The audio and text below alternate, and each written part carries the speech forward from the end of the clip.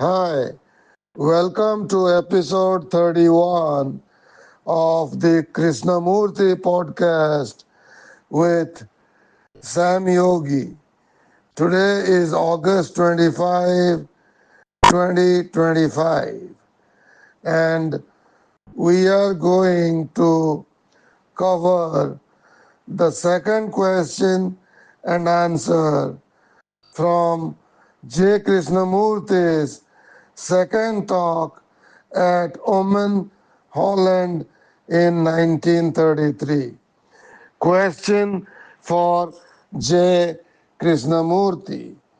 I have found that in the process of getting rid of personal barriers, one feels the urge for self discipline. Yet, you say that you do not believe in self discipline. What do you mean by self discipline? Krishnamurti, I wonder if you have asked this question really to find out what I think, or are you so strongly in favor of self discipline that you feel you have to oppose what I have to say with regard to it? If you are steadfastly opposed to what I say, then that is the end of the discussion, because I talk about the futility of self discipline. Don't think that you must not have self discipline. Because I talk about the futility of self discipline, don't think that you must not have self discipline. The majority of you assembled here have already made up your minds that self discipline is essential.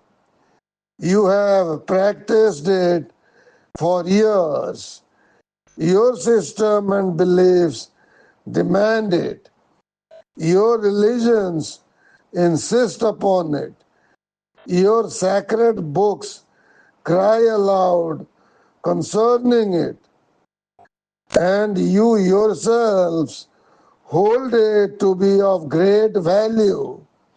But if you want to find out what I think about it, you must try to understand the whole significance of self discipline and not merely a part of it. A mind that is being consistent must submit itself to self discipline. Now, why has it to be consistent? Isn't it because it cannot understand the swift movement of the present? Isn't it because it cannot follow the rapid change and significance of experience? Because the mind cannot meet experience, life completely, wholly, it resorts to a standard, to authority behind which it takes shelter, afraid to meet the unknown. Because the mind cannot meet experience, life completely, wholly, it resorts to a standard, to authority behind which it takes shelter, afraid to meet the unknown. Again, this is so important that I'll repeat it for the second time. A mind that is being consistent must submit itself to self discipline. Now, why has it to be consistent? Isn't it because it cannot understand the swift movement of the present? Isn't it because it cannot follow the rapid change and significance of experience? Because the mind cannot meet experience, life completely, wholly. It resorts to a standard, to authority behind which it takes shelter, afraid to meet the unknown. For the understanding of experience, there is no precedent. The mind tries to live in the vibrant fullness of today with the burden of dead yesterdays. Thus, the present action is being forced into the channels of the past. Out of this, there arises the dictum born of fear: I must or I must not. So, let's stop here and understand what K is saying. So, the question that was asked was on self discipline. In particular, he said, or he asked, I have found that in the process of getting rid of personal barriers, one feels the urge for self discipline. Yet you say that you do not believe in self discipline. What do you mean by self discipline? And Krishnamurti is answering the question.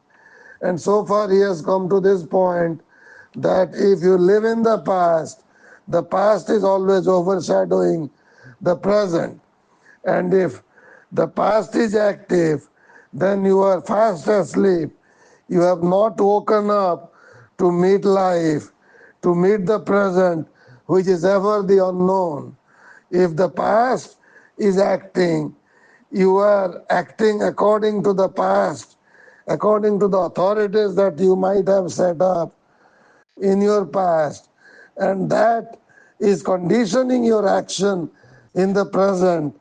And those barriers, those hindrances are preventing you to meet life in its fullness. And that is why your action is not complete. So let's look at what K says next. And he will talk about self discipline. Look to the lack of understanding that demands self discipline and not to the best methods of discipline. You are one thing today and another thing tomorrow. You are different today from what you will be tomorrow. Yet the mind is forcing and twisting itself to follow a certain rule, and thereby you are creating a conflict. Thus, there is never completeness in action, that true fulfillment. So, this is just what I was talking a little while ago, that if you set yourself in a certain groove because of self discipline or because of what somebody has told you in the past, some authority, some guru, because of which you act in a certain way, then you miss life in its fullness. Then you miss living in the present as per the present, which is ever the unknown. If you act according to a known standard, that discipline will hold you to a certain way of living, acting, performing, breathing or what have you, and you will miss living fully in the present, which is ever the unknown. And to be awake to this unknown, to be awake to life, you have to get rid of the past. The past cannot act. If the past is acting, you are fully asleep. And there is a video on YouTube where Krishnamurti is talking with Alan Anderson, where he is saying this: are you asleep or have you woken up? If you have woken up, you are unconditioned. Your past conditioning is not acting anymore, and you are free to act in the fullness of life. Now let's look at what K says next. Consistency involves memory. It involves the remembrance of a certain ideal, a certain pattern which is predetermined based on self-protection and on fear. The memory of that which is already dead disciplines you.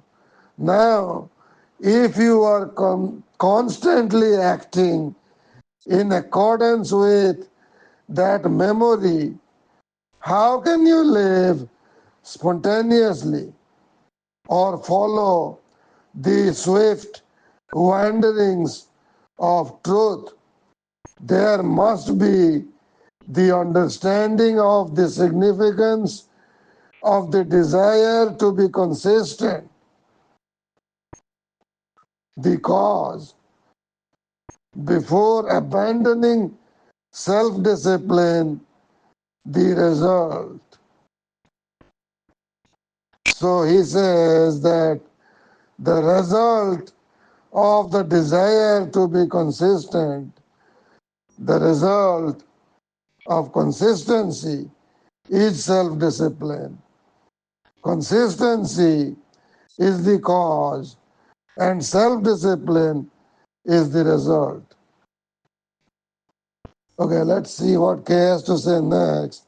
It's a long answer that he gives, and we will try to cover it. I think let's stop the podcast here, and we are halfway through, and we'll recap what we listened to today in tomorrow's podcast again, and we'll continue from here where we left off. Because here K says, because one does not meet every incident of life wholly, there arises conflict which creates memory.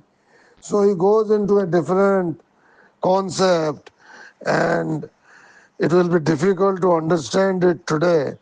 So let's postpone the rest of the answer to tomorrow, which will be the next podcast or episode 32. Thank you. You have a nice day.